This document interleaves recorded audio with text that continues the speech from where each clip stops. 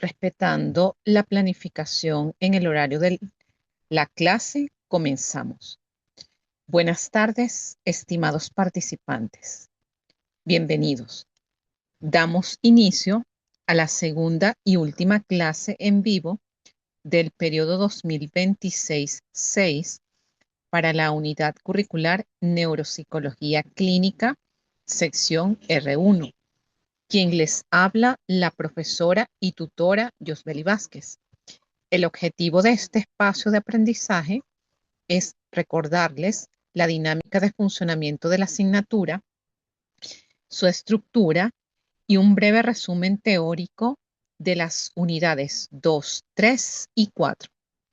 Recordemos que este periodo inició el pasado miércoles 10 de junio y culmina el próximo 2 de julio, lo cual significa que tenemos pocas semanas y un tiempo estimado como breve para conocer lo extenso del desarrollo teórico de esta unidad curricular. En función de lo planteado, tengamos presente que neuropsicología clínica es una unidad curricular de carácter netamente teórico y está organizada en 4 unidades de competencias.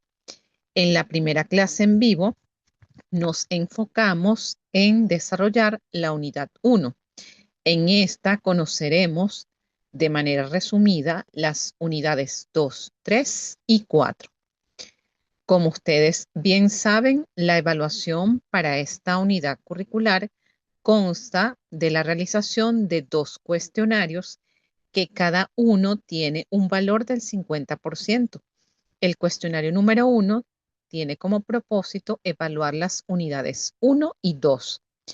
Por su parte, el cuestionario 2 tiene como propósito evaluar las unidades 3 y 4. De esta manera, es necesario indicarles que ambos cuestionarios deben realizarlo antes de la fecha señalada. Para ello, tienen los materiales disponibles dentro de la misma descripción de cada uno de los cuestionarios, más el material teórico que se les está suministrando a través de estas clases en vivo. Ahora bien, entrando en lo que nos ocupa, conozcamos en qué consiste teóricamente la unidad 2 para que tengan la base al momento de dar respuesta a estos cuestionarios. La unidad 2 tiene como propósito estudiar las sedes neurológicas del comportamiento y su dinámica en la conducta para la identificación de sus efectos en el individuo. Los núcleos temáticos que comprenden a esta segunda unidad es el estudio de las sedes neurológicas del comportamiento y su dinámica en la conducta para la identificación de sus efectos en el individuo. Conoceremos en específico lo que se denomina el sistema de activación reticular ascendente, conocido por sus siglas SARA o SAAR, depende de la traducción. Asimismo, conoceremos el sistema límbico, las emociones, los neurotransmisores y el lóbulo frontal orbital. Vamos a comenzar conociendo qué hacen los distintos lóbulos. Recordemos que en la primera clase les expliqué que el cerebro está dividido en 4 lóbulos y cada uno de ellos a su vez tiene una función.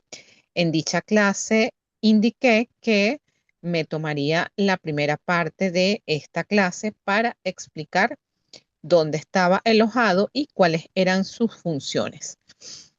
El lóbulo frontal, que está ubicado, por supuesto, en la parte frontal de nuestro cerebro, tiene como objetivo encargarse del control ejecutivo, la toma de decisiones, la planificación, la atención, el lenguaje, la memoria del trabajo y la personalidad. Además, incide en lo que es el proceso del darse cuenta y tener conciencia del propio comportamiento. Esto incluye la regulación emocional y la inhibición de los impulsos. Igualmente, el lóbulo frontal es el encargado de decidir la conducta motora apropiada en cada caso. Además, el lóbulo frontal maneja muchas habilidades cognitivas. Además de las ya mencionadas, incluye el razonamiento. Esto está relacionado con el procesamiento simple y complejo de la información, así como va a la par de la lógica, el juicio, la toma de decisiones y la creatividad. Por otra parte, dentro de las habilidades que están relacionadas con el lóbulo frontal, Ajá, están ahí en el cuarto. por favor, la persona que tiene el micrófono abierto, con respecto a lo que es la comprensión social, el lóbulo frontal controla la internalización y la comprensión de lo que son las normas sociales y ayuda a determinar lo que se debe y no se debe hacer y lo que se debe o no se debe decir. Asimismo, dentro del lóbulo frontal está lo que se denomina las funciones ejecutivas. Y este es el proceso cognitivo que se encarga de dirigir y coordinar procesos mentales complejos tales como el razonamiento abstracto, la toma de decisiones, la autorregulación emocional, el autocontrol y la inhibición, es decir, esa capacidad que tenemos para controlar la impulsividad y a su vez el control de las conductas. Además, dentro de las funciones ejecutivas se encarga de el logro de la capacidad de atención, creatividad y el pensamiento divergente, que consiste en generar ideas nuevas y útiles. Además, no menos importante, dentro de las funciones ejecutivas está el proceso de la metacognición, que es poder reflexionar sobre el propio pensamiento y sobre el propio aprendizaje. Además, se encuentran inmersas dentro de las funciones ejecutivas lo que tiene que ver con la memoria de trabajo. Además, el lóbulo frontal se encarga de las habilidades como los movimientos musculares voluntarios, que estos son movimientos intencionales, tales como mover la mano para recoger algún objeto, mover las piernas para ponerse de pie y caminar. El lóbulo frontal también contiene el área del cerebro que controlan los músculos que se utilizan para hablar. Asimismo, está inmersa la habilidad del aprendizaje y la recuperación de la información, que es esa capacidad que tiene el cerebro para procesar y aprender información nueva para su uso posterior. El lóbulo frontal también ayuda a recuperar información a largo plazo. En lo que se refiere a lo que es el lóbulo temporal, esto es una región del cerebro que se ubica en la parte lateral del cráneo, justo encima de las orejas. Se encuentra dentro del cráneo, cerca de las sienes y las orejas. Es una zona del cerebro que facilita el uso de los sentidos para comprender y responder al mundo que nos rodea. El lóbulo temporal también juega un papel clave en cómo nos comunicamos con otras personas, la capacidad para acceder a los recuerdos, utilizar el lenguaje y el procesamiento de las emociones. Además, el lóbulo temporal tiene funciones relacionadas con el procesamiento auditivo, que incluyen la percepción de sonidos y la comprensión del lenguaje, la memoria a largo plazo, el reconocimiento de patrones, la identificación de objetos y rostros. Además, está implicado en las funciones cognitivas como la memoria episódica, el reconocimiento facial y el procesamiento del lenguaje. Las conexiones entre los sentidos, memoria, habilidades lingüísticas y emociones son aspectos claves para la supervivencia del ser humano. El miedo y la ansiedad son emociones protectoras que solo se convierten en problemas de salud mental si ocurren de maneras exacerbadas y que además interrumpen el desenvolvimiento normal en la vida cotidiana.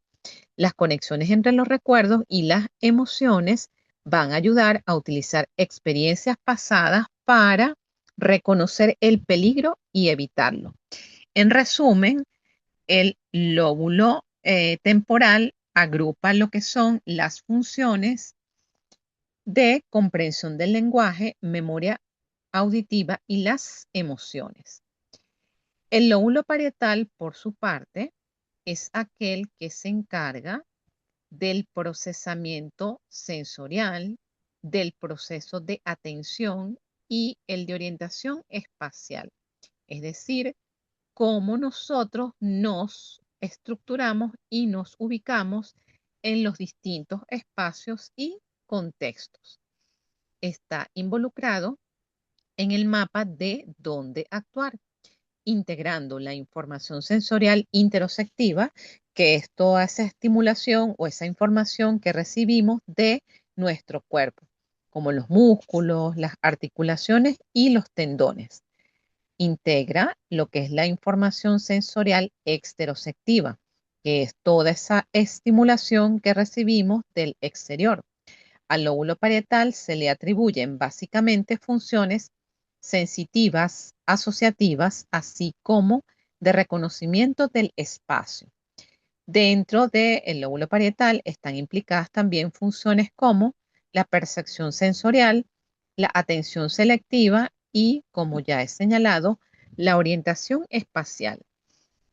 Por último, y no menos importante, está el lóbulo occipital, que se encuentra en la parte posterior del cráneo y tiene como objetivo encargarse del procesamiento visual, y dentro de él están implicadas las funciones como el reconocimiento visual y la interpretación de los estímulos visuales. Además, el lóbulo occipital se encarga básicamente de la visión. Elabora la información visual, aunque ésta trasciende a los lóbulos parietales y temporales. Refrescando otras estructuras cerebrales importantes vistas la clase pasada, tenemos el cerebelo, el cual tiene como funciones tradicionales la coordinación motora, entendidas como el equilibrio, la postura y la precisión de los movimientos. El aprendizaje motor, que es la automatización de habilidades tales como escribir o tocar un instrumento, y funciones cognitivas y emocionales. Dentro de ellas están las funciones ejecutivas, el lenguaje, la fluidez verbal, la comprensión sintáctica, la memoria procedimental y visoespacial, la regulación del estado de ánimo y el procesamiento social. La evidencia científica señala que el cerebelo tiene conexiones bidireccionales con la corteza prefrontal, lo que explicaría su papel en los procesos cognitivos y emocionales.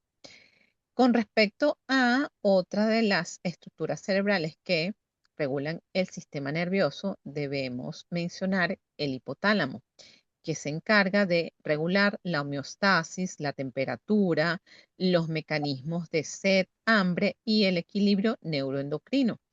El tronco cerebral controla reflejos vitales tales como la frecuencia cardíaca, la presión arterial y la respiración. El sistema límbico está formado por la amígdala y el hipocampo, que conecta las emociones con las respuestas autónomas de lucha o huida. Y la ínsula, que está ubicada en la corteza cerebral, que procesa la información sensorial visceral. Estas áreas cerebrales envían señales a la médula espinal, que conecta con los ganglios autónomos periféricos para inervar órganos y vísceras. Con respecto a lo que son los sistemas neurológicos del comportamiento, conoceremos específicamente ¿Qué hace el sistema límbico? ¿Qué hace el sistema de activación reticular ascendente o como lo pueden encontrar en la literatura del área, abreviado con las siglas SARA o SAAR?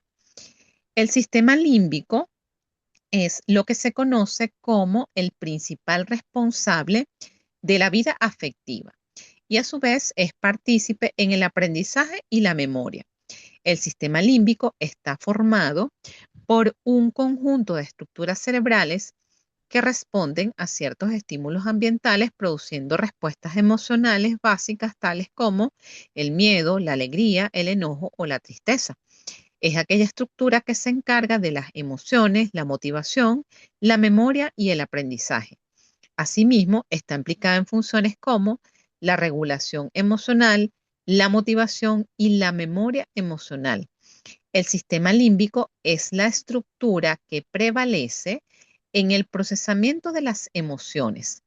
Específicamente, integra redes neuronales como la amígdala, el hipocampo, el hipotálamo y el córtex prefrontales, modulando respuestas emocionales automáticas, regulando el estrés, fortaleciendo la memoria emocional mediante el proceso de plasticidad sináptica, que ya les debe haber quedado claro desde la semana pasada, es esa capacidad que tiene nuestro cerebro para reorganizar y adaptar las conexiones entre neuronas.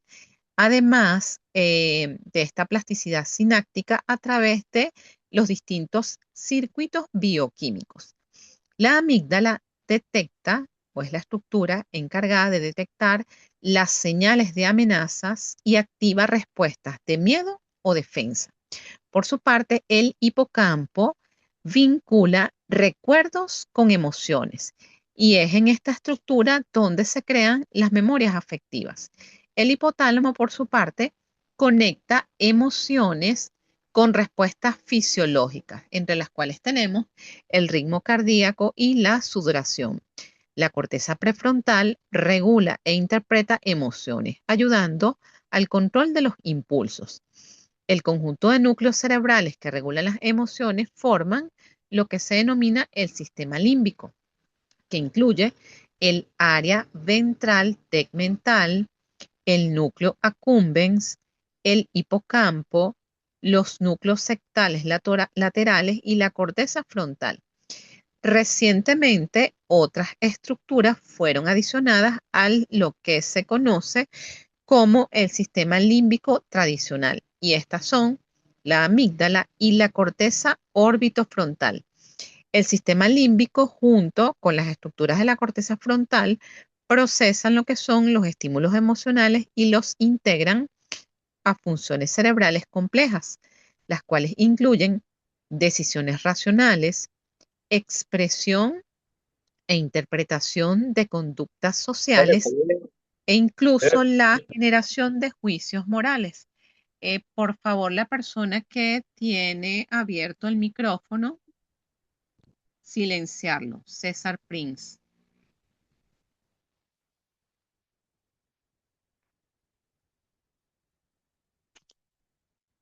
Ok, continúo. El sistema límbico, junto con las estructuras de la corteza frontal, procesan lo que son los estímulos emocionales y los integran a funciones cerebrales complejas, las cuales incluyen decisiones racionales, expresión e interpretación de conductas sociales e incluso la generación de juicios morales, entendiéndose estos como aquellos actos mentales que afirman o niegan el valor moral frente a una situación o comportamiento. Las alteraciones en el sistema límbico pueden provocar distintos trastornos emocionales, entre los cuales se cuentan la ansiedad y la depresión. La importancia de esta estructura radica en su influencia en lo que es la toma de decisiones y en el comportamiento motivado. Por su parte, el sistema de activación reticular ascendente, o como lo van a encontrar en la literatura, abreviado con las siglas SARA o SAAR, se define como aquella red de neuronas que conecta el tronco del encéfalo con la corteza cerebral. A su vez, el sistema de activación reticular ascendente está formada por los núcleos reticulares, los núcleos talámicos y la corteza cerebral. Está formado por un conjunto difuso de neuronas situadas en el tronco del encéfalo y que tienen como función principal el mantenimiento del estado de alerta. El sistema reticular envía proyecciones a los núcleos intratalámicos, que a su vez envía otras proyecciones a la corteza cerebral. ¿Cuáles son las funciones del sistema reticular ascendente? Las funciones están relacionadas con el hecho de permitir la regulación de los estados de alerta y atención, tener el control de lo que es la conciencia y la vigilia, la integración de la información sensorial que incide en lo que es la dinámica del comportamiento, regula la capacidad para enfocarse y mantener la atención, influye en lo que es la motivación y la iniciativa. Las alteraciones en el sistema reticular ascendente pueden provocar trastornos del sueño, estados de coma, fatiga crónica y problemas de concentración. La importancia de esta estructura radica en que controla la capacidad para enfocarse y mantener la atención. Ahora nos centraremos en conocer otra estructura importante y es el lóbulo frontal orbital. Esta es una región cerebral que está ubicada en la corteza prefrontal o como se conoce en la literatura por sus siglas CPF. La corteza prefrontal se encuentra en la parte frontal del lóbulo frontal, justo detrás de la frente. Se considera que es la parte más evolucionada y a la vez compleja de nuestro cerebro.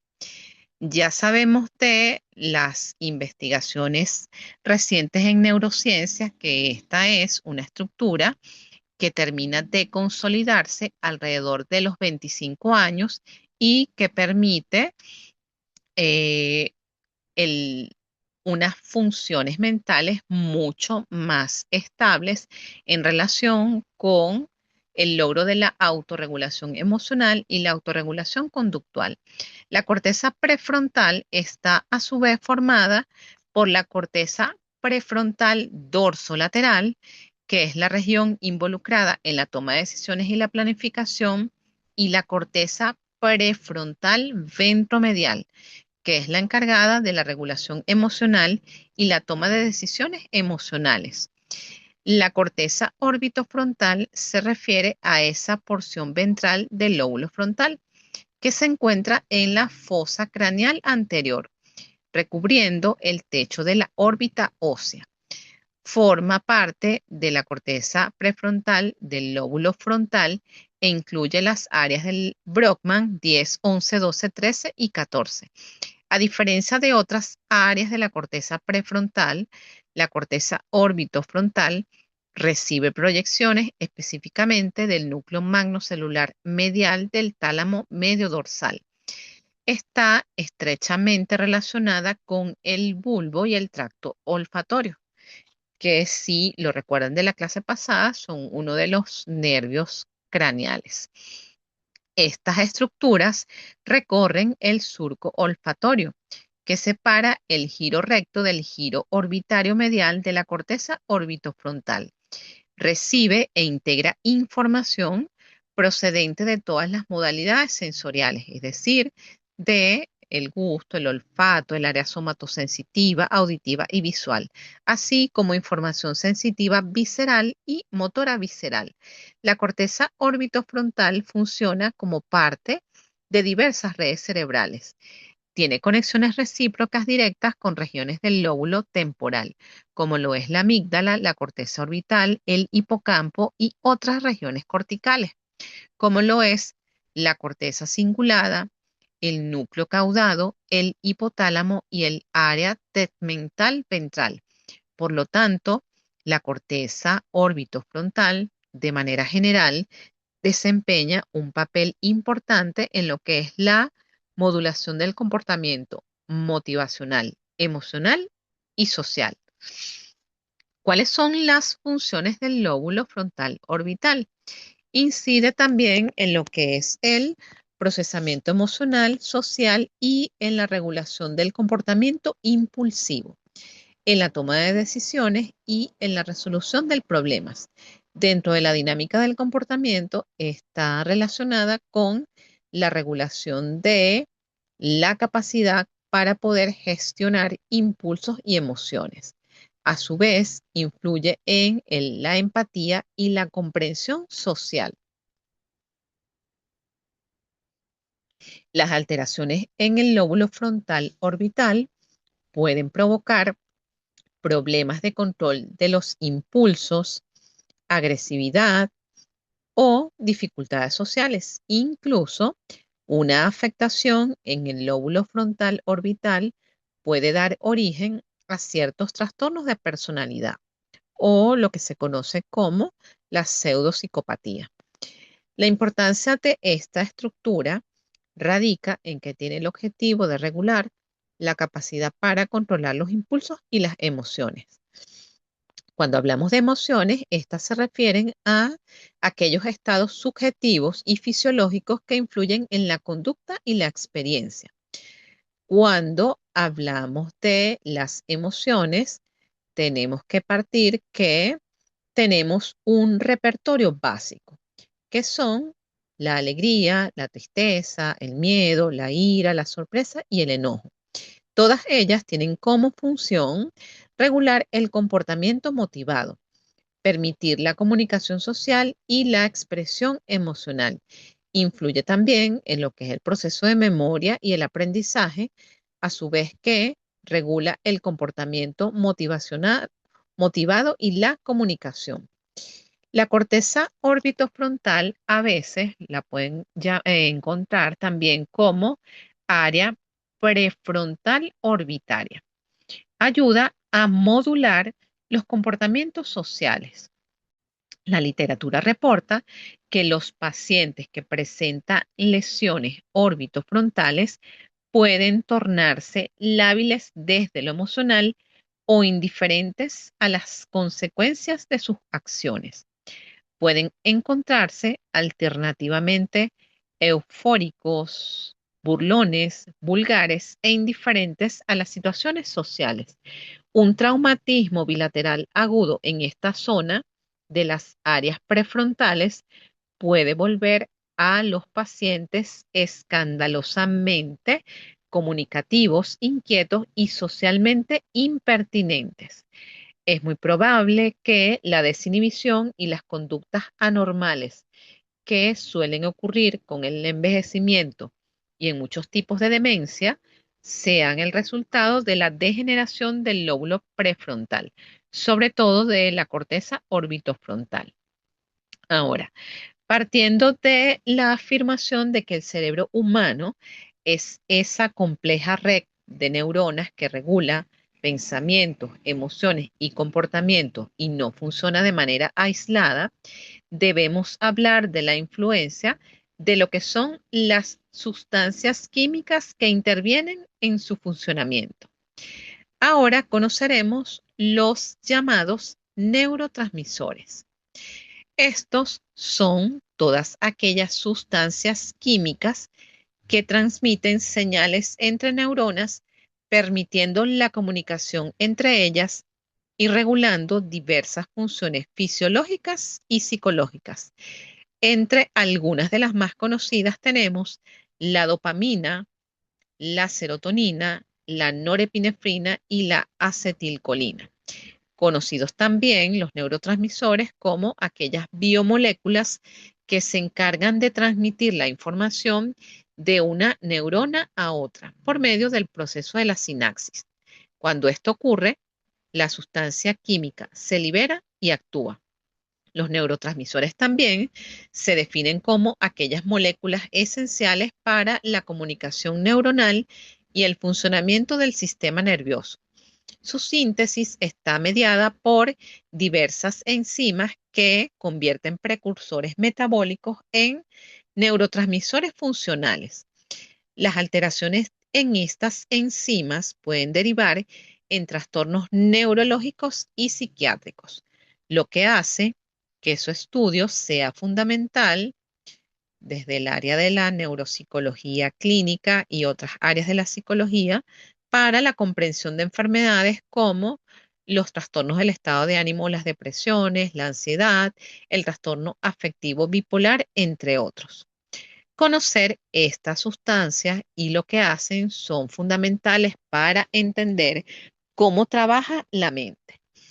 En este sentido, cabe la pregunta, ¿cuáles son las funciones de estos neurotransmisores? De manera general, influyen en lo que es la regulación del estado de ánimo principalmente, la motivación, el control de los movimientos, la coordinación, los procesos de atención, concentración, control del dolor, regulación del sueño, la vigilia, regulación de los mecanismos de apetito y la saciedad.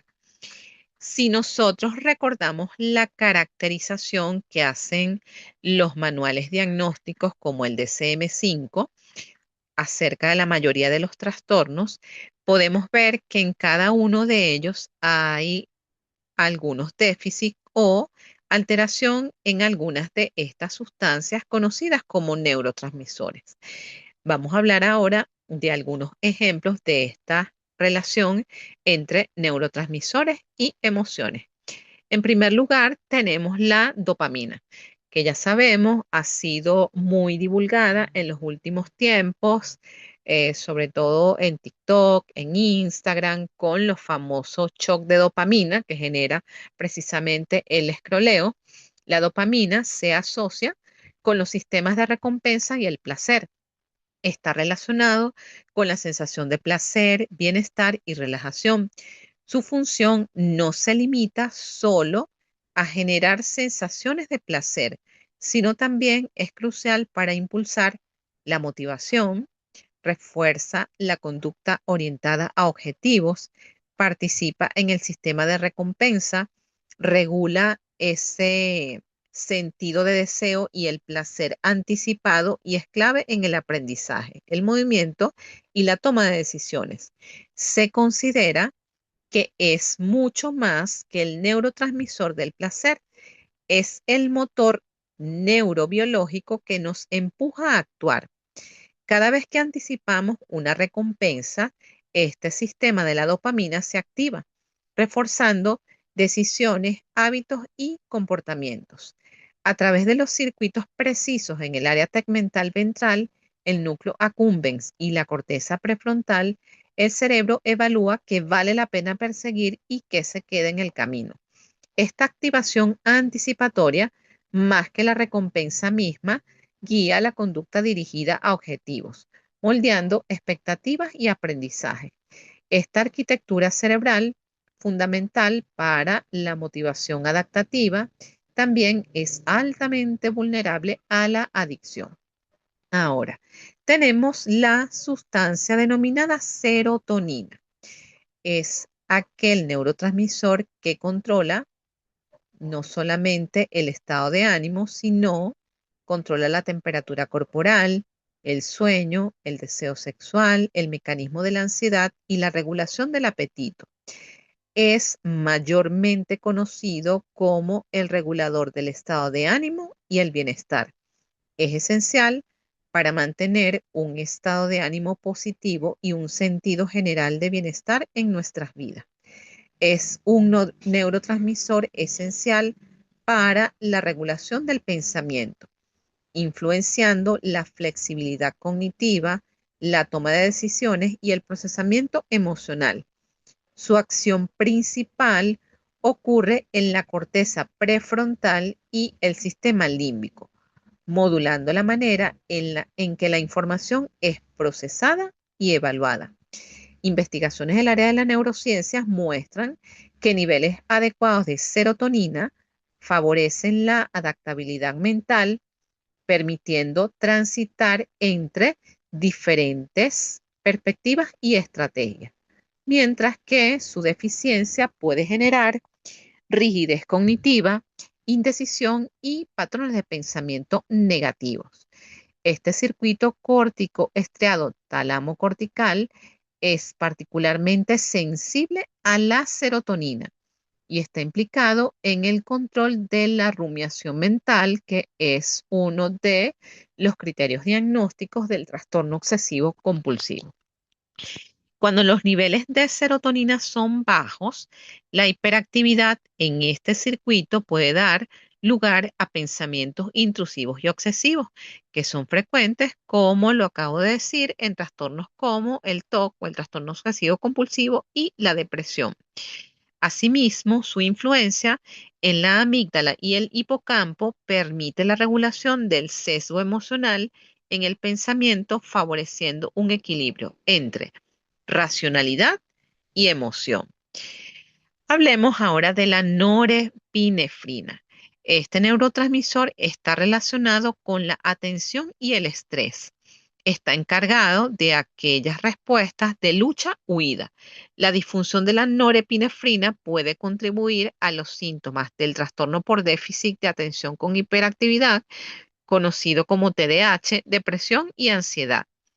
La acetilcolina es uno de los neurotransmisores más antiguos y versátiles del sistema nervioso, con funciones tanto en el sistema nervioso central como en el sistema nervioso periférico. Está involucrada en la regulación del movimiento, la memoria y la atención. La acetilcolina facilita la plasticidad sináptica. Esto es la capacidad para fortalecer o debilitar conexiones entre neuronas en función de la experiencia. Regula la capacidad para retener la información, almacenarla y recuperarla en el momento necesario. En el sistema nervioso periférico, la acetilcolina es el principal neurotransmisor que media la comunicación entre neuronas motoras y fibras musculares. Con respecto a lo que es la sustancia llamada noradrenalina. Este neurotransmisor desempeña un papel fundamental en el mantenimiento del estado de alerta, la regulación del estrés, la motivación y el procesamiento emocional. Funciona o es conocida como la hormona del estrés. Se le considera como el impulso de la alerta y la atención. Es esencial para mantenernos alertas, concentrados y listos para enfrentar los desafíos diarios. La melatonina es ese neurotransmisor que se produce en la glándula pineal, incide en la regulación del ciclo sueño-vigilia, así como en la sincronización de los ritmos biológicos del cuerpo. Es esencial para un descanso adecuado y una buena salud en general. La disfunción en la melatonina puede incidir en la aparición de trastornos del sueño y trastornos degenerativos. Las endorfinas son aquellos neurotransmisores que regulan el dolor e inciden en los mecanismos de bienestar emocional. Las endorfinas son producidas por el sistema nervioso central y la glándula pituitaria. Se conocen como los analgésicos naturales del cuerpo. Son nuestros aliados naturales para sentirnos bien y superar los momentos difíciles. Contrarrestan los efectos del cortisol, que es la hormona del estrés, ayudando a mantener la calma y a mejorar la capacidad para enfrentar situaciones desafiantes. Puede mejorar la calidad del sueño y la función inmunológica, contribuyendo al bienestar y una mayor resistencia a las enfermedades. Otro neurotransmisor relevante es el conocido como GABA o ácido gamma aminobutírico, que reduce la actividad neuronal. Es una sustancia inhibitoria y eh, tiene como efecto reducir el nivel de excitación de las neuronas. Ayuda a controlar los impulsos eléctricos en las células nerviosas, lo que disminuye la actividad neuronal. Se le conoce como el calmante natural del cerebro. esencial para mantener un equilibrio saludable en el cerebro y promover una sensación de tranquilidad y bienestar. Contribuye al control motor y la visión. Las deficiencias en GABA se han asociado con la epilepsia. Niveles bajos pueden causar ansiedad, depresión, estrés, insomnio, espasmos musculares, hipertensión y adicción al alcohol o a sustancias duras. La oxitocina es un neurotransmisor que se produce en el hipotálamo. Es un neuropéptido que regula las funciones reproductivas, las funciones uterinas en el proceso de parto, la producción de leche y las conductas de maternaje. Se le conoce como la hormona del amor o la hormona del abrazo. Desempeña un papel fundamental en la regulación de una variedad de funciones fisiológicas y comportamientos sociales y emocionales, incluyendo la empatía, la confianza, el apego y la reducción del estrés. Se ha demostrado que niveles más altos de oxitocina están asociados con una mayor sociabilidad, mayor capacidad para reconocer las emociones en los otros y una mayor sensación de bienestar. También la oxitocina promueve lo que se denomina comportamientos prosociales, tales como la generosidad, la empatía, la ayuda mutua, al aumentar la sensación de conexión y afecto hacia los demás. Por ejemplo, en la depresión se ha encontrado alteraciones tanto en la serotonina como en la norepinefrina. En la ansiedad hay alteraciones en la serotonina y GABA. En los trastornos del estado de ánimo en general se han encontrado alteraciones en la dopamina y en la serotonina. Cuando nosotros hablamos de lo que es la dinámica de la conducta y el comportamiento, nos estamos refiriendo a toda esa interacción que existe entre los sistemas, es decir, en todo aquello que permita la coordinación y la comunicación entre todos los sistemas neurológicos. A su vez incide en el mecanismo que ya lo hablé la clase pasada, conocida como plasticidad cerebral, que no es más que aquellos cambios que se producen en la estructura y en la función cerebral debido a la experiencia.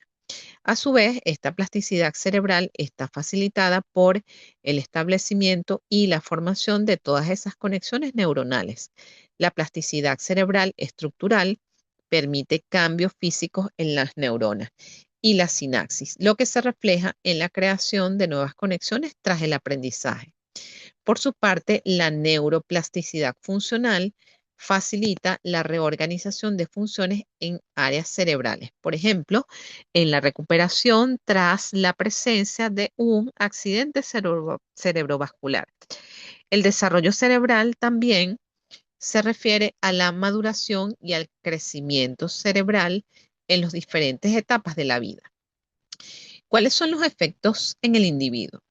Las alteraciones cognitivas inciden en las dificultades en los procesos de atención, memoria, lenguaje y aprendizaje. Las alteraciones emocionales producen cambios en el estado de ánimo, en la motivación y en la expresión de las respuestas emocionales. Por su parte, las alteraciones motoras producen dificultades en la coordinación motora y en el equilibrio. Las alteraciones en el área de la personalidad producen cambios en la personalidad y en el desenvolvimiento social. De acuerdo con esta explicación, estamos viendo cómo todas estas estructuras cerebrales inciden en todas las funciones mentales y esas funciones mentales, cuando tienen un desempeño óptimo, le permiten un adecuado desenvolvimiento al individuo. Cuando se producen las alteraciones en el ámbito cognitivo, emocional, motor y de la personalidad, entonces sabemos que van a estar asociadas dificultades en todos estos procesos y en todas las funciones mentales. De allí radica la importancia de conocer todas estas sedes neuronales y su bioquímica desde la neuropsicología clínica. Ahora bien, desde el punto de vista clínico, conocer todos estos aspectos es importante. ¿Por qué? Porque esto incide en lo que es el proceso que vamos a ver después de diagnóstico, tratamiento y rehabilitación. Cuando hablamos de diagnóstico en neuropsicología clínica, nos estamos refiriendo a poder evaluar a nivel psicológico y neuropsicológico las funciones mentales. Esto con el objetivo de identificar si hay la presencia o no de lesiones o trastornos neurológicos. Desde el punto de vista del tratamiento, que es posterior al diagnóstico, se deben realizar intervenciones específicas para mejorar esas funciones mentales que están afectadas o alteradas. Y dentro del proceso de rehabilitación, que no es más que ese proceso de realizar una intervención con el objetivo de recuperar la funcionalidad de las habilidades cognitivas y motoras que estén afectadas. Para concluir este tema, podemos afirmar que además la neuropsicología tiene distintas aplicaciones dentro de la psicología y establecer sus diferencias nos permite tomar todos estos conocimientos al momento de su aplicabilidad en la práctica profesional. Tenemos la neuropsicología clínica que va a permitir la evaluación específica y el tratamiento de los trastornos neurológicos. Tenemos la neuropsicología forense, que es otra área de aplicación de la neuropsicología y va a permitir la evaluación de las competencias cerebrales dentro de los contextos legales. Esto a fines de determinar la imputabilidad de la persona que está siendo sujeta de evaluación, sea que se trate del victimario o en el caso de la víctima, para evaluar la afectación de todas las funciones mentales. La neuropsicología del desarrollo, que se va a encargar del estudio del desarrollo del cerebro en las distintas etapas de la vida. En este punto, ya para cerrar la teoría de la unidad 2, es relevante indicarles cuál es la bibliografía de consulta. Para esta segunda unidad pueden buscarse el libro Introducción a la Neuropsicología de Ardila y Rosselli. Pasemos a la unidad 3. Esta unidad 3 tiene como objetivo analizar los principios bioquímicos y neuroanatómicos en los trastornos psicológicos y trastornos del neurodesarrollo para establecer sus diferencias.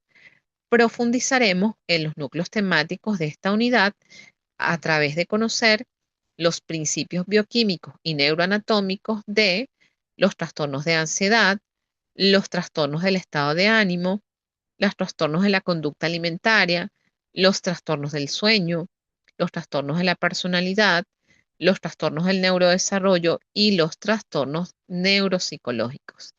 En esta clase no vamos a profundizar en los signos y síntomas de cada uno de estos trastornos, ya que ustedes lo deben conocer o lo deben haber visto ya en las asignaturas Psicopatología 1 y 2. En esta clase nos vamos a centrar en cuáles son los procesos bioquímicos y neuroanatómicos que están asociados a cada uno de estos trastornos. En este sentido, podemos decir que el conocimiento acerca de la relación entre cerebro, comportamiento y los procesos cognitivos ha evolucionado sorprendentemente en los últimos años gracias al avance y a las investigaciones en las técnicas de neuroimagen, las cuales nos han permitido explorar el metabolismo cerebral con mayor precisión, tanto en condiciones normales como en condiciones patológicas. Recuerden que la idea de la neuropsicología es conocer cómo es el funcionamiento normal del cerebro y las funciones mentales y cómo es el funcionamiento patológico. Esto a fines de evaluación, diagnóstico y rehabilitación.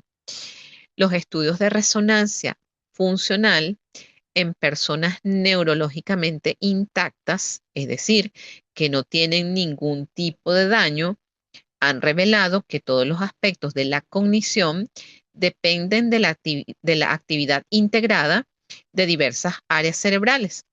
Por eso han escuchado que los distintos sistemas tienen estructuras similares o comparten estructuras similares o ciertas funciones son realizadas por distintas áreas cerebrales.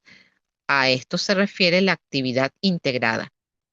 Y tal como lo señala Hobbes en el año 1994, este autor afirma que existen habilidades cognitivas que se encuentran localizadas o lateralizadas en regiones específicas del cerebro.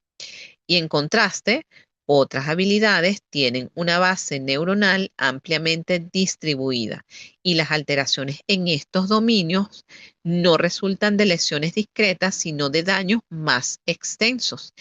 Es importante conocer lo que son esos correlatos neuroanatómicos asociados a los dominios cognitivos de la atención, la memoria y las funciones ejecutivas. Siguiendo este orden de ideas, vamos a conocer cuáles son los principios bioquímicos y neuroanatómicos asociados a cada uno de estos trastornos. En lo que se refiere a los trastornos de ansiedad, que ya sabemos, los síntomas principales y generales suelen ser la ansiedad, el miedo, la activación, la hipervigilancia y una cantidad de síntomas fisiológicos. Los neurotransmisores que están implicados en los trastornos de ansiedad son la serotonina, el GABA, la dopamina y la norepinefrina.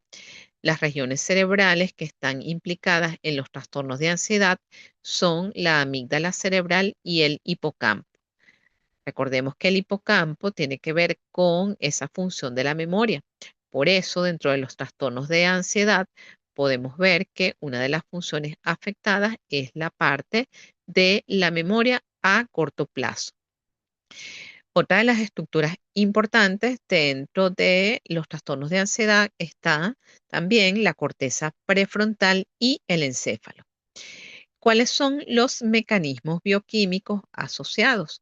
Se ha determinado que en los trastornos de ansiedad hay alteraciones, como ya lo mencioné, en la regulación de la serotonina y de la GABA, así como aumento de la actividad de la norepinefrina.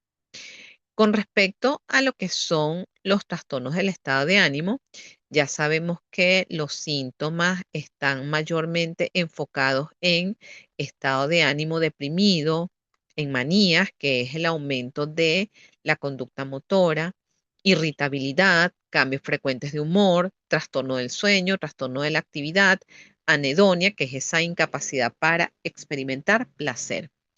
¿Cuáles son los neurotransmisores que están asociados a los trastornos del estado de ánimo?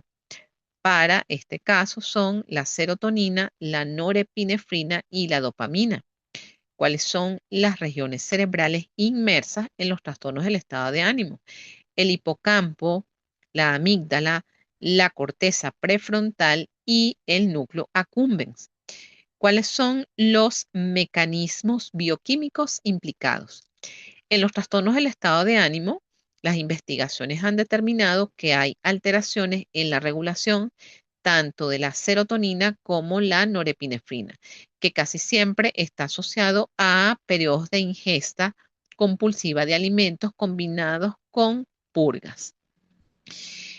En el caso de lo que es la obesidad, los trastornos del apetito, como en los trastornos compulsivos de ingesta de alimentos, los neurotransmisores que están asociados a los trastornos de la conducta alimentaria son la serotonina, la dopamina y la norepinefrina. Las regiones cerebrales asociadas a estos trastornos de la conducta alimentaria son el hipotálamo, la amígdala, la corteza cerebral y el núcleo accumbens. Cuando nosotros hablamos de la caracterización de estos trastornos, recuerden que desde la psicopatología no podemos dejar de lado el asunto de la comorbilidad. En este caso, casi siempre en los trastornos de el estado de ánimo y en los trastornos de la conducta alimentaria, así como en los trastornos de ansiedad, hay la presencia de esta comorbilidad, es decir, que podemos tener un diagnóstico del estado, de trastorno del estado de ánimo y también un trastorno de la conducta alimentaria o un trastorno de la conducta alimentaria y un trastorno de ansiedad o el trastorno mixto, que sería trastornos de la conducta alimentaria, trastorno de ansiedad y trastorno depresivo. Podemos ver en estos casos que desde el punto de vista bioquímico hay alteraciones en la regulación de la serotonina, la dopamina y una disfunción en las vías de recompensa. Con respecto a lo que son los trastornos de la personalidad, que como ya sabemos, la caracterización del DSM-5 es bastante amplia, es extensa y es la que mayormente es un referente en lo que se refiere a la comprensión, la aplicación y en el área de investigación. El DSM-5 postula que los trastornos de personalidad están agrupados en tres grandes grupos o clústeres, que son el grupo A, los denominados raros o excéntricos, dentro de los cuales está el trastorno de la personalidad esquizoide, el trastorno de la personalidad esquizotípico y el trastorno de personalidad paranoide. En el clúster o grupo B, están los dramáticos e impulsivos, tenemos el trastorno de la personalidad límite, el trastorno de la personalidad narcisista, el trastorno de la personalidad antisocial y el trastorno de personalidad histriónico. Y en el grupo C, que son los denominados ansiosos, tenemos el trastorno de la personalidad evitativo, el trastorno de la personalidad dependiente y el trastorno de la personalidad obsesivo-compulsivo, que no es el TOC. El TOC es un trastorno obsesivo compulsivo que, de acuerdo a la caracterización del manual, viene a ser tanto un trastorno del control de los impulsos como un trastorno de ansiedad. Además de estos tres grandes clústeres, de acuerdo a la propuesta del manual diagnóstico de CM5, también tenemos algunos otros trastornos de personalidad originados por cambios en el funcionamiento del cerebro, como lo es, y lo mencioné hace rato, el síndrome de la corteza orbital frontal, que si hay afectación en esta área puede derivar en un trastorno de personalidad. También tenemos aquellos trastornos de personalidad de origen orgánico o que pueden darse posteriormente a la presencia de un traumatismo cráneoencefálico. Volviendo al punto de cuáles son los neurotransmisores que están implicados, en los trastornos de la personalidad tenemos la coincidencia de la alteración de la serotonina, la dopamina y la norepinefrina. ¿Cuáles son los mecanismos o las regiones cerebrales que están asociadas de manera general a los trastornos de la personalidad? En primer lugar, está la corteza prefrontal, que regula todo lo que tiene que ver con las emociones, la capacidad de juicio, planificación, el darse cuenta.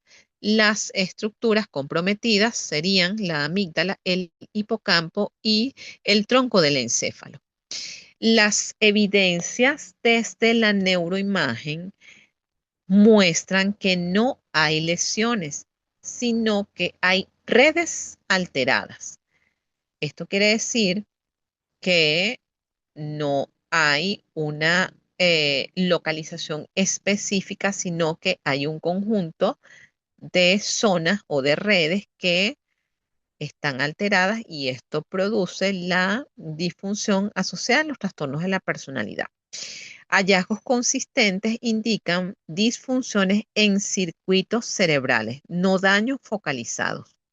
Por ejemplo, en el trastorno de la personalidad límite se ha encontrado un bajo volumen de la amígdala y el hipocampo, disminución de la corteza cingulada anterior y disfunción en las redes prefrontales, que deriva en la desregulación emocional e impulsividad. En lo que se refiere a el trastorno de personalidad esquizotípico, hay alteraciones temporales en el giro temporal inferior, así como conectividad frontotemporal atenuada, lo que genera ese perfil intermedio respecto a la esquizofrenia, que sería su diagnóstico diferencial. En el trastorno de la personalidad antisocial y en las psicopatías se ha hallado disfunción frontolímbica, alteraciones en el sistema de recompensa y castigo, lo que se traduce en problemas en la toma de decisiones y la empatía afectiva. La alteración en las estructuras que conforman el sistema límbico y el córtex prefrontal con los determinantes del trastorno de personalidad antisocial, ya que sus tareas principales están relacionadas con la empatía, las funciones ejecutivas, donde las personas con estos trastornos muestran un bajo nivel de desarrollo y una pobre adaptabilidad al medio. Bioquímicamente hay alteraciones en la regulación de la serotonina y el sistema de recompensas. Al igual que en los trastornos de la conducta alimentaria, en los trastornos de personalidad también podemos encontrar comorbilidad con los trastornos del estado de ánimo, trastornos de la conducta alimentaria y los trastornos de ansiedad. Podemos ver que esta serie de neurotransmisores van a estar afectados en distintas condiciones o trastornos. ¿Qué es lo que cambia? Lo que cambia son las regiones cerebrales que están afectadas al mismo tiempo. Ahora, con respecto a lo que son los trastornos del sueño, estos pueden manifestarse a través de síntomas como el insomnio, la narcolepsia, el sonambulismo y otro tipo de alteraciones en el ámbito del sueño. Los neurotransmisores asociados a esta condición son la serotonina, la melatonina y la dopamina. ¿Cuáles son las regiones cerebrales que están implicadas? El hipotálamo, el tronco del encéfalo, la corteza prefrontal. En este caso, bioquímicamente, hay alteraciones en la regulación de la serotonina y de la melatonina.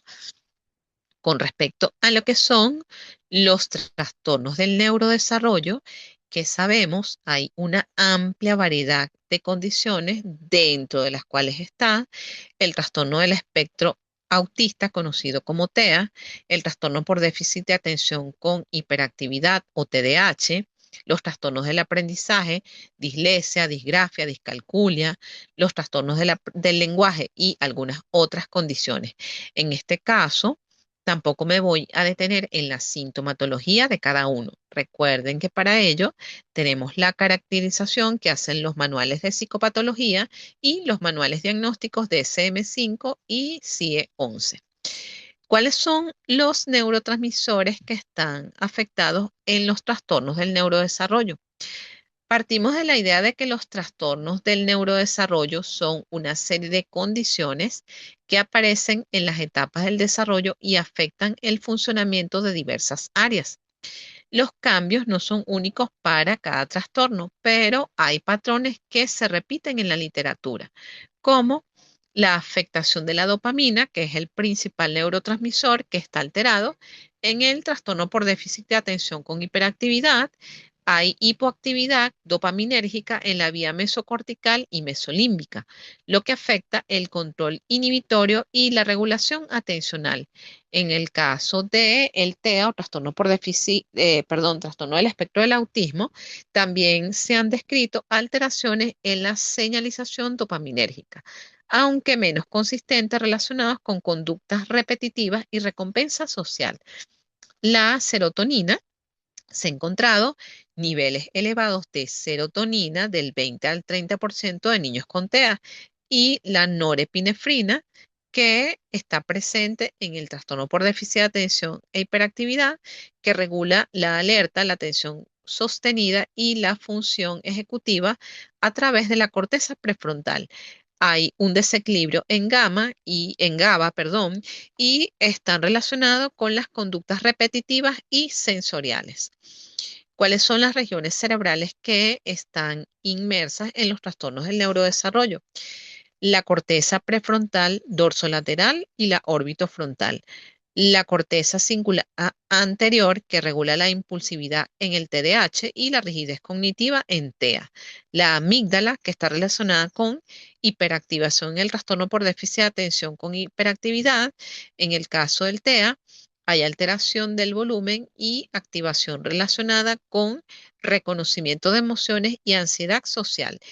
El hipocampo, que está relacionado con la memoria episódica del aprendizaje, está afectada en tanto en la discapacidad intelectual como en las personas con TEA, el tronco del y el tronco del encéfalo. Desde el punto de vista bioquímico, hay alteraciones en la regulación de la dopamina, la serotonina y en las vías de recompensa. También, dentro de todos estos trastornos, podemos hablar de lo que son los síndromes neuropsicológicos. Estos síndromes neuropsicológicos se refieren a todos aquellos trastornos cognitivos comportamentales que se observan en caso de patologías cerebrales, muy específicamente en las áreas corticales de asociación, dentro de las cuales tenemos los síndromes de atención.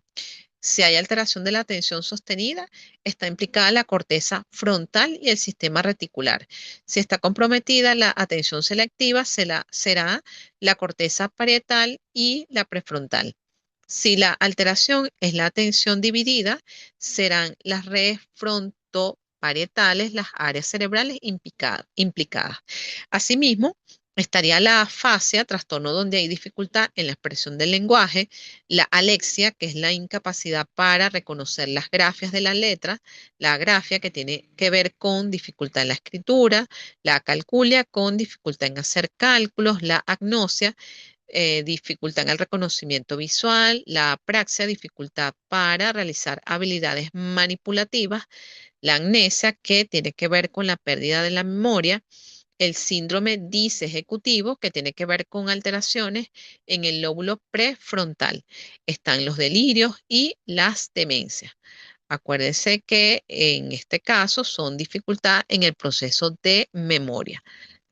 También por disminución de esa capacidad para memorizar, dentro de las cuales la más conocida o la mayormente divulgada es la demencia tipo Alzheimer, que es una condición que suele estar presente en los adultos mayores y hay un deterioro progresivo de todas las funciones mentales asociadas a la memoria.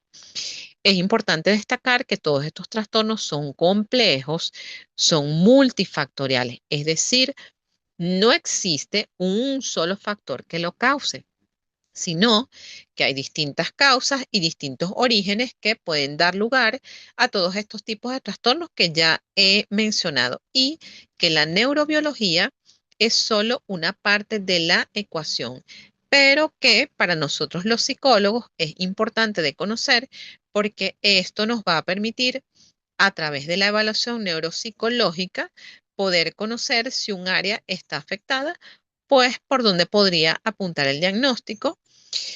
Debemos decir que lo que es la psicología, la sociología y la medicina también juegan un papel importante en la comprensión y tratamiento de estos trastornos.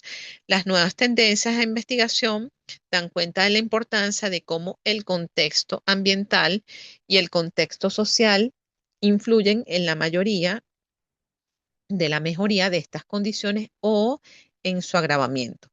Por eso no podemos aislar solamente los conocimientos de la psicología y la neuropsicología, sino que también hay una integración de las distintas disciplinas como la neurología, la psicología y la medicina.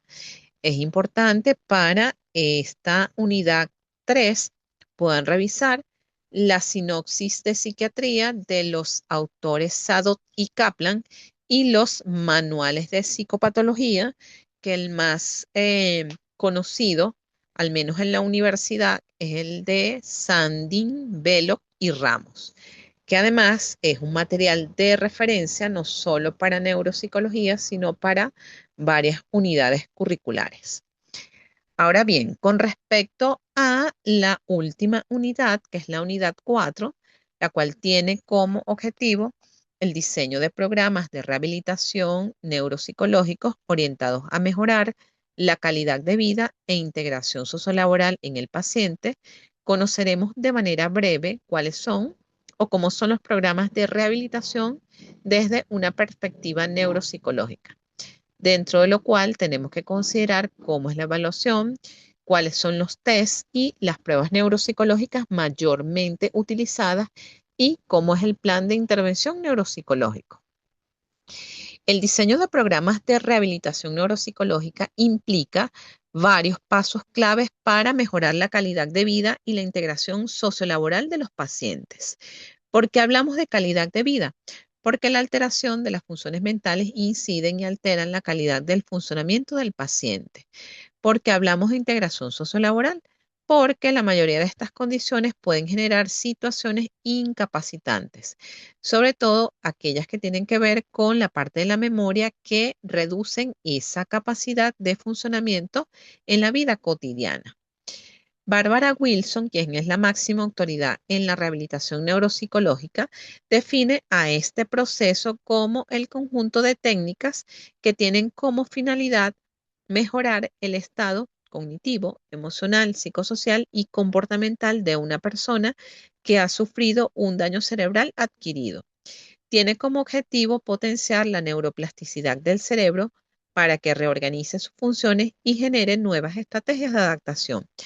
Otra finalidad de la rehabilitación neuropsicológica es permitir a las personas con alteraciones cerebrales conseguir un óptimo nivel de bienestar para reducir el impacto de sus déficits cerebrales de las actividades de la vida diaria y para ayudar a retornar en la medida de lo posible a sus actividades previas al daño cerebral. Es importante también lo que es eh, la rehabilitación neuropsicológica, la prevención del deterioro progresivo en la presencia de enfermedades neurodegenerativas. A continuación, describiré cuáles son aquellos elementos que debemos considerar al momento de diseñar estos programas de rehabilitación. Y el primero, como siempre, es la evaluación inicial. Para nosotros poder establecer un buen plan de intervención y un programa de rehabilitación, debemos realizar una evaluación exhaustiva del paciente. Y aquí nos tenemos que valer de los conocimientos de otras especialidades. Por tanto, nuestra pauta o nuestra guía para evaluar es realizar una buena historia clínica y médica. En este caso, sí hay que hacer énfasis en los antecedentes patológicos del individuo. Para nosotros, desde el punto de vista neuropsicológico, debemos conocer lo que se denomina el funcionamiento premórbido del paciente, es decir, evaluar y conocer cómo eran las funciones mentales del paciente antes de tener la condición que lo derivó a realizar una evaluación neuropsicológica. En este sentido, desde el punto de vista neuropsicológico, vamos a evaluar sobre todo las áreas cognitivas, pero también el área emocional y conductual. ¿Por qué? Porque ya sabemos que lo cognitivo, que es lo que tiene que ver con pensamiento, lenguaje, cómo procesa la información a nivel sensorial, inciden en el procesamiento emocional y cómo lo manifiesta a nivel conductual. Cuando nosotros hablamos de la evaluación funcional, pues debemos poder identificar cuáles son las actividades cotidianas que la persona puede realizar solo o de manera independiente y cómo están o cuán comprometidas están sus habilidades sociales. Entonces, dentro del examen neuropsicológico se propone determinar el nivel cognitivo de un individuo. Es usual, pero no necesariamente puede estar asociado a una disfunción o una anormalidad cerebral. Aunque existen diferentes enfoques y procedimientos, su objetivo fundamental es siempre el mismo. Es poder identificar cómo está el funcionamiento cognitivo, emocional y conductual como área derivada de la neurología y la psicología. Esta disciplina utiliza procedimientos tomados de ambas áreas. En ocasiones, esta interrelación ha llevado a proponer una distinción entre neurología, neurología comportamental y neuropsicología, según el énfasis en el análisis clínico. En la utilización de pruebas psicométricas cuando se trata de hacer el seguimiento de un paciente o al momento de comunicar los resultados de un examen. Es deseable poder utilizar pruebas estandarizadas y con propiedades psicométricas suficientemente establecidas para la selección de pruebas que serán utilizadas durante la evaluación. Es necesario que éstas cumplan criterios psicométricos de adecuada confiabilidad y validez para poder describir con propiedad las habilidades y disminución de habilidades cognitivas de un individuo. Por otra parte, dentro del diseño de programas de rehabilitación, no solamente tenemos que conocer la evaluación, sino que ella nos va a dar la pauta para poder establecer los objetivos terapéuticos. Como en todo proceso psicológico, estos objetivos deben ser específicos, medibles y alcanzables para el paciente, que deben considerar o deben estar dirigidos hacia la mejora cognitiva o la mejora de los procesos de atención, memoria o lenguaje. Desde el punto de vista emocional, debe incluir un componente de la regulación de la expresión emocional. Desde el punto de vista conductual, mejorar o facilitar un comportamiento adaptativo y que le permita mantener sus habilidades sociales y lograr la integración sociolaboral. Ahora, las intervenciones neuropsicológicas deben estar basadas en lo que se denomina el enfoque de la evidencia científica, como por ejemplo la terapia cognitivo-conductual, que es la terapia empírica basada en evidencia por excelencia, ya que hay investigaciones que han permitido comprobar su eficacia y su efectividad. La terapia de la rehabilitación cognitiva son todos aquellos programas que se enfocan en la rehabilitación de la atención, la memoria, el lenguaje, el entrenamiento en habilidades sociales, que es algo que suele perderse cuando hay alteraciones en el área neuropsicológica. Y la terapia ocupacional, que esta no la vamos a hacer nosotros, la va a hacer la especialista en el área en conjunto con las pautas que nosotros le demos. El diseño de programas específicos debe ser un programa individualizado y personalizado. Si bien es cierto, hay estructuras o número de sesiones estándar, somos nosotros quienes vamos a establecer cuál es la duración y la frecuencia de las sesiones. Somos nosotros como especialistas quienes vamos a elegir el tipo de intervención y el tipo de técnicas que debe ir individualizado y de acuerdo con la afectación del paciente. Este programa de intervención también debe incluir la participación de las familias o los cuidadores. Por lo tanto, la psicoeducación aquí es un elemento relevante con el objetivo de caracterizar el trastorno por el que esté pasando el paciente, instruirlos en cuáles son las intervenciones que se han encontrado que son más efectivas, también el seguimiento y la evaluación continua, porque en todos los procesos, sobre todo en los procesos de intervención neuropsicológica, es relevante lo que es los resultados de la evaluación inicial y la evaluación posterior a la intervención o la implementación y seguimiento. Realizar el seguimiento regular es un elemento clave para poder ir ajustando las intervenciones según las necesidades emergentes del paciente y proponer objetivos y metas según sea el progreso del mismo. La evaluación final es volver a realizar la evaluación inicial con el objetivo de identificar cuál ha sido el progreso, cuáles han sido las mejoras en la calidad de vida y en la integración sociolaboral. Existen, por decirlo de alguna manera, algunos programas o intervenciones estándar de rehabilitación cognitiva para aquellos pacientes con lesiones cerebrales traumáticas. Cuando hablamos de lesiones cerebrales traumáticas, son aquellas personas que han experimentado trastornos cráneoencefálicos, traumatismos cráneoencefálicos, personas que han sufrido accidentes isquémicos o cerebrovasculares.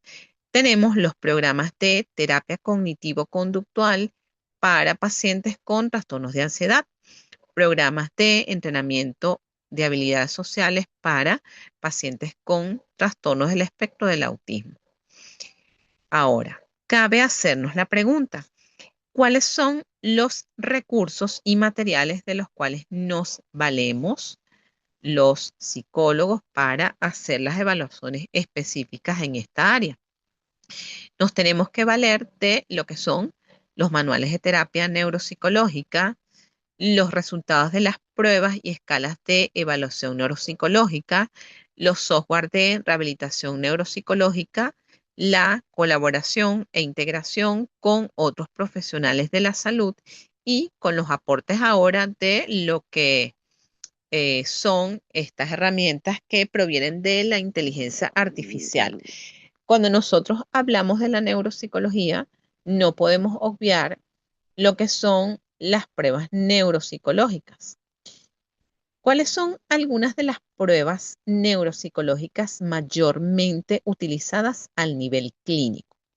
Vamos a comenzar por una que ya ustedes la deben haber visto en prácticas de psicopatología y es el examen mínimo del estado mental o conocido por sus siglas como MMSE o conocido en el argot hospitalario clínico como el Mini-Mental. Esta es una evaluación de las funciones del estado mental. Es una prueba de cribado o de screening neuropsicológico. Fue creada por los autores Folstein y Folstein para identificar cómo están las funciones mentales de manera general. Esta es una prueba que suele utilizarse como como un esquema estándar en el abordaje de adultos mayores. Pero si nosotros tenemos sospecha en una persona mucho más joven o que viene por una condición neuropsicológica, nosotros podemos aplicar el Mini-Mental. Otra de las herramientas es la conocida como MoCA o Evaluación Cognitivo Montreal. Esta es una prueba de screening o cribado y sirve para evaluar cómo están las áreas del funcionamiento cerebral. Y de acuerdo con ciertos niveles en el puntaje, podemos identificar la presencia de daño cognitivo o no. Está el protocolo de Luria o la batería neuropsicológica de Luria. Esta va a permitir detectar la presencia de patología neuropsicológica de una manera sencilla y rápida.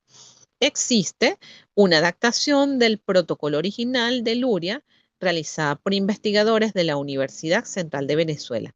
Este es un protocolo breve que dura 10 minutos y puede utilizarse en adultos mayores a 15 años con un nivel educativo igual a mayor a sexto grado y tiene ítems que exploran distintas funciones y localizaciones.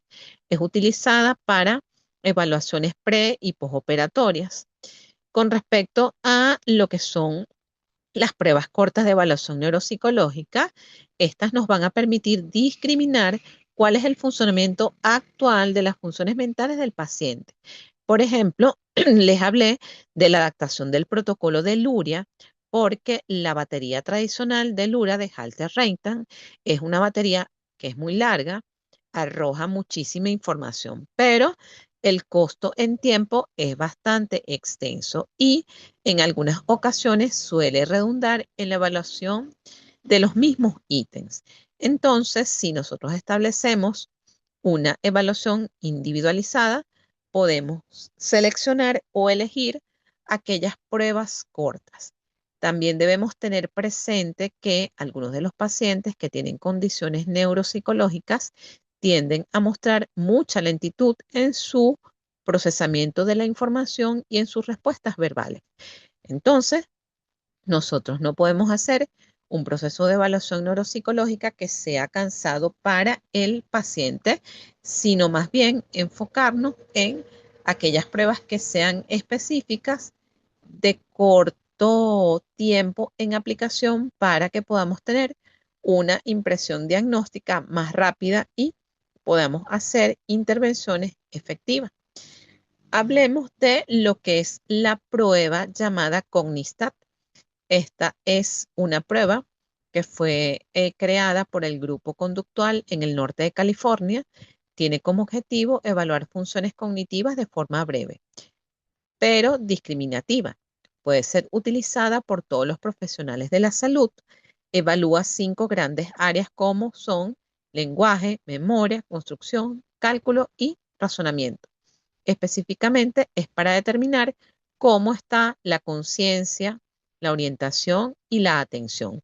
El tiempo de evaluación del Cognistac es de 15 minutos. Permite una mayor discriminación ya que documenta el cambio del estado cognitivo. Esta es una prueba que tiene sustento válido y teórico. Sus resultados son bien recibidos por distintos especialistas médicos y esta prueba se ha utilizado en diferentes muestras de investigación, como en los casos de demencia, los accidentes cerebrovasculares, en caso de abuso de sustancias, en traumatismos cráneoencefálicos y en alteraciones psiquiátricas. También tenemos la prueba llamada EXIC. Este es un instrumento que evalúa las funciones ejecutivas del lóbulo frontal. Fue diseñada por Donald y Royal en el año 1992. Su tiempo de administración es de 15 minutos, consta de 25 ítems. Cada ítem recibe un puntaje de 0 a 2. 2 sería una ejecución normal, 1 una realización equivocada con ayuda y 2 una realización francamente alterada. Entonces, aquí podemos ver que en personas normales pueden puntuar entre 0 y 5. Arroja un puntaje global de 50, siendo un punto de corte para un adulto joven. Este rara vez va a superar el 5 de 50. Cuando estamos hablando de una puntuación entre 5 y 15, esto podría sugerir una disfunción en las funciones ejecutivas. ¿Cuáles son las ventajas del uso de esta prueba? Es una prueba breve de funciones ejecutivas, aumenta la discriminación al utilizar con pruebas convencionales de despistaje. Por otra parte, tenemos el EXIT-2. Esta es una prueba que permite evaluar otras áreas que no se evalúan en la prueba tradicional, tales como fluidez, del diseño, fluidez verbal, comandos complejos, orden serial invertida, conteo, conducta de utilización, percepción temática, memoria de distracción, interferencia. Podemos evaluar lo que son las conductas automáticas, las persistencias motoras, los reflejos, las ecopraxias y las secuencias manuales. Por otra parte, tenemos otras pruebas como el NeuroSI, el BNCE, que algunos lo llaman el Miniluria. Esta es utilizada a partir de los 18 años. Se utiliza en condiciones como la demencia tipo Alzheimer, la corea de Huntington, el Parkinson, los trastornos cráneoencefálicos, los accidentes cerebrovasculares. Esta prueba tiene dos partes. La primera evalúa orientación, memoria, nominación del lenguaje, comprensión y praxis constructiva. La parte 2 evalúa funciones mucho más sofisticadas para evaluar la presencia de alteraciones en el lóbulo frontal. Estamos viendo aquí que todas estas pruebas tienen como fin evaluar específicamente cuáles son esas funciones mentales. También tenemos una prueba o un instrumento que es sencillo, es válido de aplicar y es el test o el dibujo del reloj que está integrado en el MoCA o la evaluación cognitiva en Montreal, que consiste en indicarle al paciente que dibuje un reloj que marque cierta hora. En este caso se evalúa cómo se dibuja el círculo, cómo ubica los números y de acuerdo a ello, esto nos va a indicar si hay alteraciones en las funciones ejecutivas. Tenemos otra prueba denominada STRUC, que es el test de los colores. Este test evalúa aquellas funciones ejecutivas que tienen que ver con los procesos de atención, específicamente la atención y la memoria selectiva. Entonces, de acuerdo al conocimiento o al manejo de todas estas pruebas, nosotros podemos hacer en base a ello nuestro propio plan de evaluación y de intervención. No puedo dejar de mencionar, sin ahondar en ello, la importancia que tiene la evaluación específicamente en los pacientes adultos y también la versión en el caso de los niños de las escalas Wechsler. Y estas escalas no sirven solo para medir el nivel de inteligencia. Actualmente, en el caso de los adultos, que es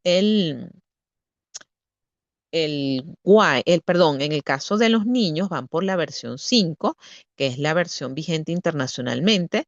En varios países de Latinoamérica aún se maneja la versión WIS 4 del 2003. En nuestro país, este tipo de pruebas no la tienen todos los especialistas en original, son bastante costosas, por eso estas evaluaciones neuropsicológicas, si algún especialista tiene esta prueba, pues las evaluaciones de carácter neuropsicológico basado en las pruebas Wechsler para medir nivel de inteligencia y para medir funciones cognitivas a través de las subpruebas, pues no las hacen todos los especialistas y porque además esta es una prueba que suele ameritar varias sesiones. En el caso de las escalas Wechsler para los adultos, la versión vigente es el WISE 4, que es del año 2014. Ahora, ya para ir finalizando todo lo que tiene que ver, es importante recalcar que el avance de la neurociencia va a un ritmo acelerado, ya que la tecnología y el progreso científico de las ciencias del comportamiento día a día proponen nuevas técnicas y teorías para entender el funcionamiento cerebral y los procesos que se aplican en su evaluación y rehabilitación, por lo cual el clínico debe realizar una constante actualización para ir de la mano con los avances de esta apasionante relación de lo que es el funcionamiento cerebral, conducta, cognición y subjetividad humana. Espero que toda esta información, que yo sé que es bastante densa y compleja, les haya sido muy útil. Tengamos siempre presente que cada evaluado, cada paciente es único y requiere un enfoque personalizado. Con esta descripción y explicación teórica, damos por culminada esta segunda y última clase en vivo para la unidad curricular Neuropsicología Clínica. Un gusto haberles acompañado como su tutora.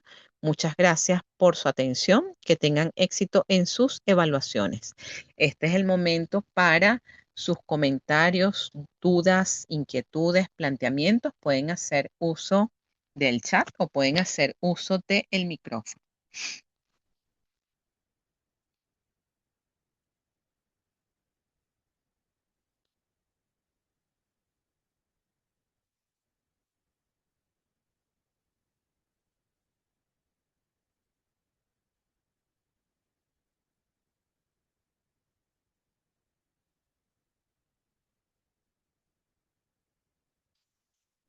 Y si en este momento pues no les surgen dudas, recuerden que pueden comunicarse a través de el foro de anuncios y a través de la mensajería del aula virtual. Sí, ciertamente lo que indica Wilmer, hay mucho material que leer. Gracias por, bueno, lo interesante de esta clase es que ustedes tienen un resumen condensado de lo que es quizás muchas horas de lectura, de estudio y trabajo. Sí, es bastante densa la información para poder asimilarla una primera vez. Yo los invito a hacer sus lecturas. El material que les dejé es bastante interesante. Tomen sus notas, hagan sus esquemas. Por aquí Romy pregunta, ¿la neuropsicología clínica es una carrera como tal o es un posgrado? No, los posgrados existen en neuropsicología pura, solo que dentro de la neuropsicología hay ciertas divisiones de aplicación. Al menos aquí en Venezuela no existe un posgrado en neuropsicología clínica, tampoco existe ninguna especialización, existe algunas formaciones como el diplomado en evaluación neuropsicológica de la Universidad Central de Venezuela, que las mismas profesoras que dictan esta especialidad, entiendo que tienen un curso que dictan en el Hospital de Clínicas Caracas. eh, por supuesto, la universidad que tiene un diplomado que es muy corto en relación con neuropsicología. Sé que la Universidad Católica Andrés Bello ahora tiene también un diplomado que dura algunos meses y en su oportunidad, no sé si ahora, la Universidad Metropolitana también tuvo el diplomado en neuropsicología. En nuestro país no existe ni la especialización ni la maestría. Toca hacer las formaciones fuera de Venezuela. ¿Alguna otra duda? Ok. Gracias, Romy, por tu comentario.